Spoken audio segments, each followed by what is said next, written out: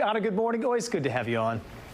Thanks, Ryan. Great to see you. So we just ended, as you know, a tough legislative session. You've been a fierce critic of the governor's policies. Ford has been in the national spotlight already. So how will Democrats weigh in? Well, I think it's important to note that Governor DeSantis, his wins that he secured this legislative session were pretty much handed to him on a silver platter. I mean, Floridians should realize there's a supermajority of Republican control in both the legislative bodies. So he didn't really have to work for those wins, which I think is why some of those arguments he'll make in contrast to Trump are going to fall flat.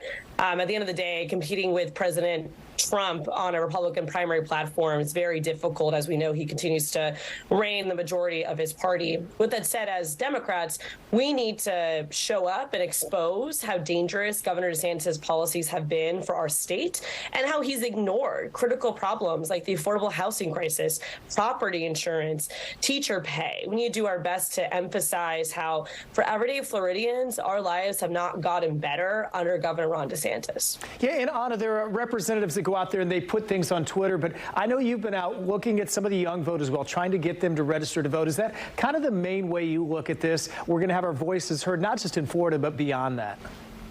Absolutely. I mean, this is not just a Florida issue, right? I've always told folks that Florida is the canary in the coal mine when it comes to Governor Ron DeSantis, because whatever happens in Florida is going to be mimicked across the country. And it's important, especially for new voters, for young people who might not typically see their voice playing a role in the democratic process, understand that they are needed, especially now.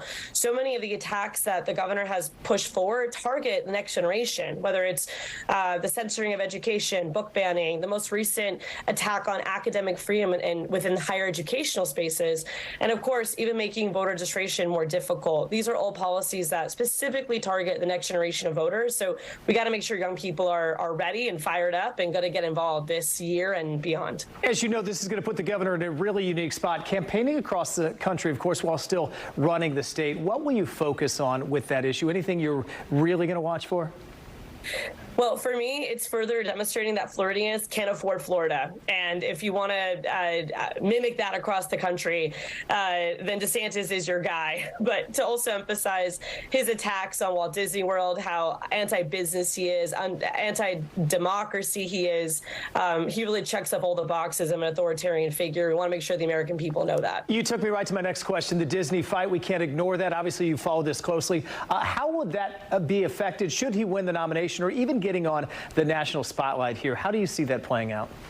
Well, I made this point last week when the Lake Nona deal fell apart, that this is a job-killing governor. What are you doing, right? We should be welcoming new jobs to Florida. And these were high-paying jobs as well. And of course, the ripple effect of those jobs would have been felt across our region. And so I think it's important for folks to realize that this Disney v. DeSantis drama is hurting all of us, and he really should just move on and let it go. All right, we got to see. It's been expected for many months. It's about to play out this week. Always good to have you on, Anna. Thanks for your time this morning.